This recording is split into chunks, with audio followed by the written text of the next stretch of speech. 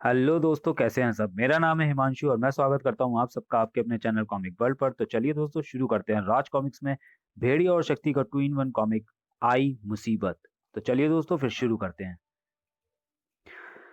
जंगल में जियो और जीने दो का अधिकार सबको दिलाने के लिए हर समय प्राणों की बाजी लगाकर जूझता रहता है वन्य जीवन का मसीहा भेड़िया। परंतु लालच और स्वार्थ का काला साया भी बहुत लंबा चौड़ा है। भयानक, खूंखार और हौसले परस्त करने वाले नाना रूपों में भेड़िया के रास्तों में मुसीबतें आती रहती हैं।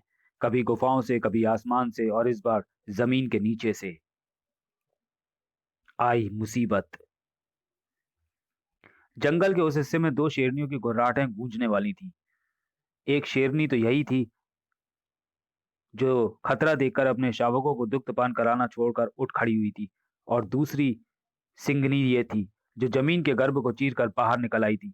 वाह, इसे कहते हैं भाग्य। जिसकी तलाश में मूरा जमीन पर आई, वो यही मिल गई। तो भैया, मूरा था उस सांवली सिंगनी का नाम। मगर पहला वार जंगल की शेरनी ने किया। ग्रर। मैं जानती हूं कि तू मेरे हाथ में इतनी आसानी से नहीं लगेगी। अगर तू आसानी से ही हाथ लगने वाली जीव होती तो फिर तुझे पकड़ने की शर्ती क्यों रखी जाती। गले से भयंकर गुर्राटे निकालती मूरा के हाथ में दूसरे ही पल नजर आने लगा उसका भाला। तू मेरा शिकार करना चाहती है और मैं तेरा। अब देखना यह है कि मैं तेरा शिकार होती हूँ या तू मेरा। साय। ग्रर। मूरा के उस प्रहार से तड़प कर गुर्रा उठी थी शेरनी। घायल शेरनी तो और ज्यादा खूंखार उठती है। फिर ये घायल भी थी और बच्चों वाली भी। मगर इस बार वो इतनी शीघ्रता से मूरा पर कूदी कि उसके हाथ से भाला छूटकर गिर पड़ा। शेरनी ने अपने पंजे से नोच लेना चाहा मूरा के जिस्म की खाल को, लेकिन मूरा ने थाम लिया उसका ही पंजा। अब आ गई तू मेरे शिकंजे में। मूरा ने शेरनी को जमीन पर पटक मारा। थाड़। मुझे तेरा कोई अंग भंग किए बिना तेरी लाश को लेकर जाना है, अन्यथा आज मैं तेरा ये पंजा तोड़ देती। शायद शेरनी जल्दी समझ गई थी कि मूरा से उलझकर वह जीत नहीं पाने वाली। अपने नवजात बच्चों की खातिर उसे अभी जिंदा रहना था, और जिंदा वह तभी रह सकती थी जबकि वहां से भागने की सोच थी। वह पलट गई। यह लड़ाई तो जिंदगी और मौत की है, जो अब तेरी मौत के साथ ही खत्म होगी। मूरा को उस वक्त अपने सटीक प्रहार के लिए वक्त और निशाने के सही तालमेल की जरूरत थी। घायल शेरनी के गिरते ही तालमेल बन गया। हवा का सीना चीरता हुआ मूरा का भाला रोश शेरनी के हृदय को भेदने चल पड़ा। कुछ ही पल मौत से दूर थी शेरनी, मगर इस दूरी को अब कम नहीं होना था। शेरनी को निश्चित रूप से जिंदगी मिल चुकी थी, क्योंकि आ पहुंचा था जंगल का वो जल्लाद जिसने जंगल को अपने कुछ नियमों से बांधा था। उसके नियम को वह भाला चलाकर मूरा ने भंग किया था, यानी तोड़ा था जंगल का कानून, जिसकी सजा थी मौत। भेड़िया के हाथों मौत। ठहर जा लड़की। नवजात शावकों को दूध पिलाती शेरनी पर हथियार उठाकर तूने जंगल का कानून भंग किया है। बता, भेड़िया तुझे जंगल का कानून भंग करने की क्या सजा दी। ओह, तो तेरा नाम भेड़िया है। भेड़िया, तू बता कि तुझे मेरे काम में हस्तक्षेप की मूरा क्या सजा दे। मूरा। उफ। भेड़िया के हाथ में थमा भाला सहसा ही मूरा की ओर उठ गया, मगर फिर खतरनाक ढंग से सिकुड़ गई भेड़िया की आंखें। भाले को एक एक एक तरफ उछाल फेंका उसने। जंगली बिल्ली, तेरे लिए तो मेरे हाथ पांव ही काफी है, मगर तू स्त्री है इसलिए मैं तुझे सुधरने का मौका दे सकता हूँ। ताक। लेकिन उसके लिए तुझे कभी शिकार न करने की सौगंध लेनी होगी। जंगली बिल्ली की तरह झपटी थी भूरा मूरा भेड़िया पर। ओह, अब भी मान जा जंगली बिल्ली। ओह, बोलो, क्या मंजूर है, मौत या शर्त। मुंह में खून के नमकीन स्वाद ने मूरा का चेहरा रक्तिम कर दिया था। मौत मंजूर है मुझे, मगर मेरी नहीं, तेरी। था। अरे, अरे नहीं भेड़िया, मरे बोल। ओ नहीं, इसने तो दोबारा पटक दिया। अपना पंजा मुझे देकर बहुत बड़ी गलती कर दी तूने भेड़िया। ये पंजा तो हम सिम्हा लोगों की ताकत है। यह पंजा नहीं, लोहे का शिकंजा है भेड़िया। दुश्मन का पंजा इस पंजे में फंस जाए तो वो बाजू फिर कंधे से अलग होकर रहती है। था। इस बार बल लगाया भेड़िया ने। ताकत का बड़ा गुरूर है तुझे। आज तेरी ताकत का सारा गुरूर भी भेड़िया ही चकनाचूर करेगा। था। भेड़िया और मूरा के बीच उठा-पटक का जबरदस्त खेल शुरू हो गया था। अपनी परंपरा को टूटने नहीं दूंगी भेड़िया, तेरा पंजा तोड़ कर रहूंगी। सचमुच। भेड़िया ने अपना पंजा उसके पंजे में लोहे के शिकंजे की तरह फंसा फंसा पाया। अब एक करारा झटका इसके पंजे से मेरा पंजा आजाद करा देगा। ऐसा लगा जैसे मूरा की उंगलियों का पोर पोर खिंच गया हो। आज टूट गई थी उसकी परंपरा। भेड़िया का पंजा और उसकी बाजू अलग किए बिना ही उसका सिंह पंजा भेड़िया के पंजे से अलग हो गया था। क्रिंच! भेड़िया की शक्ति के उस प्रचंड झटके से मूरा उछली तो फिर उसे जमीन कहीं नजर न आई। नजर आई तो वो गहराई, नजर आई तो मौत, जो उसके हलक से छूटने वाली उस चीख को न रोक पाई। आई! लेकिन चीख केवल उस खाई में ही नहीं गूंजी थी। सिर्फ भेड़िया के जंगल को ही नहीं गुजाया था उस चीख ने, गुंजाया था उन कानों को भी जो जुड़े थे उस अपूर्व सुंदर स्त्री की कनपटियों से।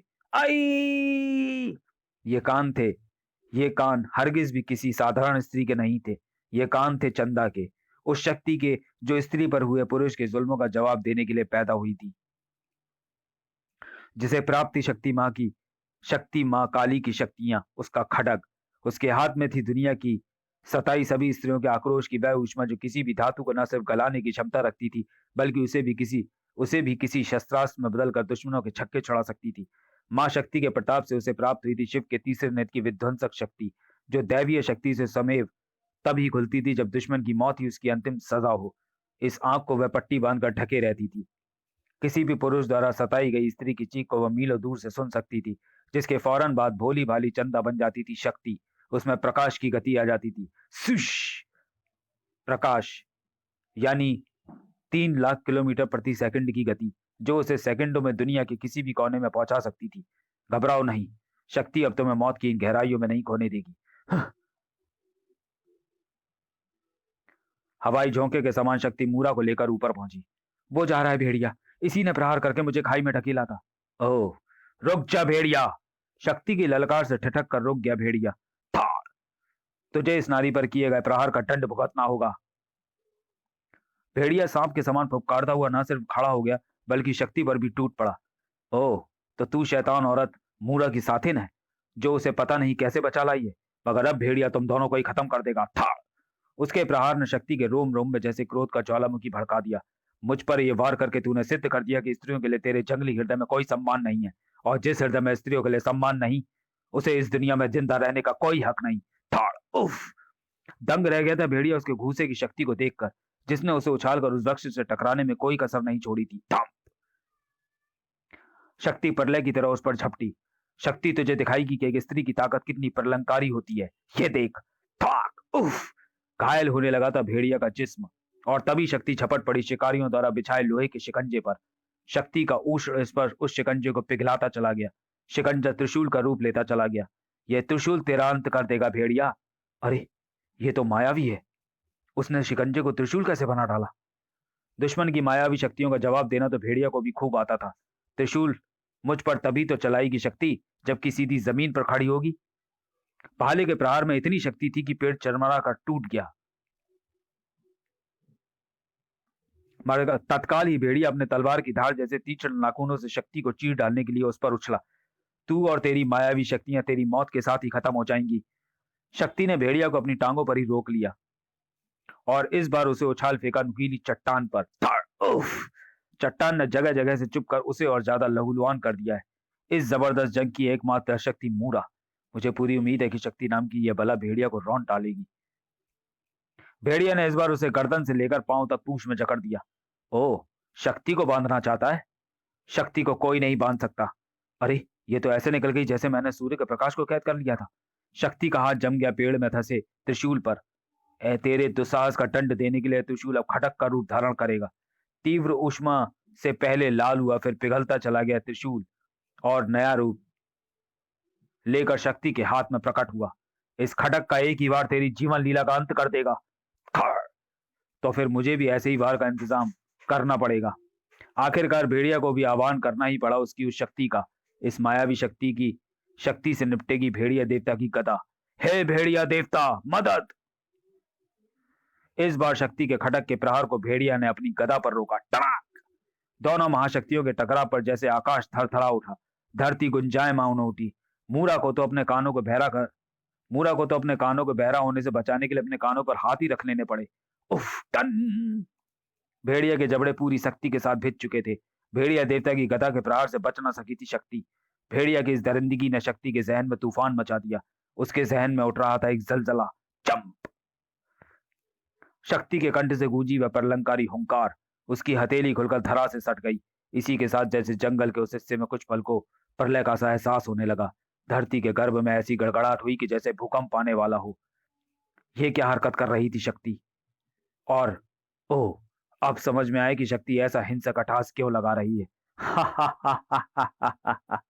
भेड़िया, धरती के गर्भ में इस स्थान पर टनों लोहा कणों के रूप में दफन है, मगर अब वो लोहा मेरी इस हथेली की ऊष्मा से पिघलकर इसमें समा गया है। उसी लोहे से बन रही है यह गदा, टम्प, जो तेरी इस गदा शक्ति के दम को चूर-चूर कर देगी। इतनी विध्वंसकारी शक्तियां इसके पास कहां से आईं, जो मेरी एक-एक शक्ति को काटती चली जा रही है? शक्ति के गदा प्रहार से पक्षी की तरह परवास कर उठा भेड़िया। ओह नहीं था! हाथ से गदा छूट गई। उसके बाद शक्ति ने उसे ना बख्शा था। इस बार तो जमीन पर लोट लगा गया भेड़िया। हाँ, था। शक्ति के वारों से जैसे चूकती चली आ रही थी भेड़िया की शक्ति। उस भीषण युद्ध ने बुरी तरह से थका दिया था भेड़िया को। उठना तो दूर, अब हिलने का भी सामर्थ्य नहीं रहा लग रहा था उसमें। और युद्ध की इच्छा हो तो उठकर वार कर भेड़िया। वार नहीं कर सकता तो याद रखना कि कभी स्त्री के सम्मान से टकराने की चेष्टा ना करना। बेचारा भेड़िया बोले तो बोले क्या। अब शक्ति मूरा की ओर घूमी। निर्भय होकर रहो, समस्त नारी जगत की रक्षा के लिए ही पैदा हुई है शक्ति, और जब तक शक्ति है पुरुष ऐसे ही घुटने टेकते रहेगा। वाह, तब तो अब मैं इस सिंगनी का शिकार भी कर सकती हूँ। भेड़िया अपने जीते जी अन्याय नहीं होने देगा, क्योंकि अगर तुमने इस सिंगनी को मार डाला तो उसके ये नवजात बच्चे भी भूख से तड़प तड़प कर मर जाएंगे। माता की इस वेदना को चंदा के रूप में भली भांति देख चुकी थी शक्ति। भेड़िया नाम का यह पुरुष ठीक कह रहा है। किसी माँ से मातृत्व सुख छिन जाए तो कोई भी माँ ऐसे तड़प उठती है जैसे हृदय में कांटा चुभ गया हो। तुम कहीं अन्यंत्र जाकर शिकार कर लो मूरा। मैं ऐसा ही करूंगी हे शक्ति। मूरा वापस लौट गई। तब भेड़िया की आंखों में तीव्र चकाचौंध मचाती शक्ति प्रकाश में परिवर्तित होकर गायब होती चली गई। भेड़िया भी नमन कर उठा उस शक्ति को। यह कोई साधारण स्त्री नहीं थी। किसी साधारण स्त्री के पास ऐसी प्रलंकारी शक्तियां नहीं हो सकती। अपनी सारी शक्ति समेट कर उठकर खड़ा हो गया था भेड़िया। तो फिर कौन थी ये, और कौन थी मूरा नाम की वो स्त्री? क्योंकि इस किस्म की वेशभूषा वाली किसी स्त्री को मैंने कभी इस जंगल की किसी जाति में नहीं देखा। मुझे ये सब बातें फूजो बाबा बता सकते हैं। वैसे भी इस वक्त मुझे अपने घावों पर मरहम लगवाने के लिए उनकी जरूरत है। भेड़िया के मुंह से उस जंग का आंखों देखा हाल सुनकर फूजो बाबा खुद अचंभित हो उठे। अद्भुत, कोई देवी रही होगी वह शक्ति, क्योंकि मैं नहीं मानता कि किसी स्त्री में ऐसी विनाशक शक्तियां हो सकती हैं जो कि तुम्हारी प्रलंकारी शक्तियों का सामना कर सके। हाँ, मूरा के विषय में मैं तुम्हें बता सकता हूँ। वो जरूर सिम्हा जाति की कोई निशाचरी स्त्री रही होगी। असम के जंगलों में ऐसे भी रहस्य हैं भेड़िया जो अभी तक उजागर नहीं हुए। खूंखार सिम्हा जाति उन्हीं में से एक है। सुना है ये लोग जमीन के नीचे गुफाओं में रहते हैं, मगर उनकी ये गुफाएं जंगल के किस हिस्से में यह कहना मुश्किल है। ये लोग भोजन में केवल सिंह का ही मांस पसंद करते हैं, इसलिए जब भी वो बाहर आते हैं सिंह जाति पर संकट आ खड़ा होता है। उनकी शक्तियां सिंहों के समान होती हैं। इनका बायां हाथ सिंह के पंजे के समान होता है। इनके पंजे में शत्रु का पंजा फंसने का अर्थ है पंजा टूटना। इनके इस पंजे में बला की शक्ति होती है जो फाड़ डालती है हाथी का भी पेट। बहुत कुशल शिकारी होते हैं सिमा के खूंखार जंगली। केवल अपनी कुशलता दिखाने के लिए ये कई मासूम प्राणियों को भी बेरहमी के साथ मार डालते हैं। खचाक! जिसके इन सब शक्तियों के अलावा इनमें एक शक्ति और भी होती है जिसके ये लोग चम शक्ति कहते हैं, जिसके कारण वह किसी भी जीव को पत्थर का बनाकर जहां का तहां स्थिर कर देते हैं। सरदार के चुनाव के लिए भी भयानक लड़ाइयां होती हैं। सरदार का पद पाने के लिए निशंसता पूर्वक रक्त बहाया जाता है। महाबलियों की इन लड़ाइयों के बाद दो महाबलियों को आखिरी लड़ाई के लिए चुना जाता है, और यह आखिरी लड़ाई होती है पंजा युद्ध। इस पंजे में है सरदार का पद संभालने की ताकत। सरदार का पद संभालने की ताकत केवल मेरे पंजे में है। पंजा युद्ध होता है भयानक युद्ध, क्रूर युद्ध, निर्णायक युद्ध, जिसमें निर्णय प्रतिद्वंदी का पंजा तोड़कर ही होता है। सरदार के पद का फैसला ऐसे ही होता है, और उसके बाद प्रतिद्वंदी का वह कटा पंजा भावी सरदार अपनी गुफा के आगे टांग कर विधिवत अपने सरदार होने की घोषणा करता है। नए सरदार से विवाह करने के लिए युवतियों में भी प्रतियोगिताएं होती हैं। मुख्य प्रतियोगिता में युवतियों को अकेले ही सिंह का शिकार करके लाना पड़ता है। फूजो की बातें बड़े ध्यान से सुन रहा था भेड़िया। ओह, तब तो जरूर मूरा भी उन्हीं युवतियों में से एक होगी। ठीक सोच रहा था भेड़िया, क्योंकि उसी वक्त एक चीते की लाश के साथ सिम्हा कबीले में प्रवेश कर रही थी मूरा। खबर सरदार, इसे मैंने अकेले ही मारा है। तुम्हें देर हो चुकी है मूरा। तुमसे पहले श्रीरा श्रीरा एक साथ 2 शेर मार लाइए। वो देखो, दोनों के शवों से उनकी खालों को हमारे विवाह रात्रि के बिस्तर के बिछावन के लिए अलग किया जा रहा है। नहीं, विश्वास करो मूरा, मैं अपने आराध्य देव से हर समय यही दुआ करता रहा कि सर्वप्रथम सिंह का शव लेकर तुम यहाँ आओ, ताकि हमारे प्रेम को मंजिल मिल जाए। मगर शायद भाग्य को यह मंजूर ना हुआ और श्रीरा तुमसे पहले विवाह की शर्त पूरी करके यहाँ पहुंची। मगर आगे की बातें शायद मूरा के कानों में नहीं पड़ रही थी। उसकी गुस्सलकती आंखों में उस वक्त तैर रही थी भेड़िया की छवि। मेरे प्रेम को विवाह की मंजिल से दूर करने के जिम्मेदार तुम हो भेड़िया। अगर तुम मुझे शिकार करने से ना रोकते तो सिंघनी का शिकार लेकर पहले मैं ही यहाँ पहुंचती। अब मेरी जिंदगी का एक ही मकसद होगा, भेड़िया से बदला। और मेरा भी यही मकसद है मूरा। मैं भी बना कर ही रहूंगा भेड़िया को जिंदा पत्थर। क्या इन सब के बदले पूरे हो सके?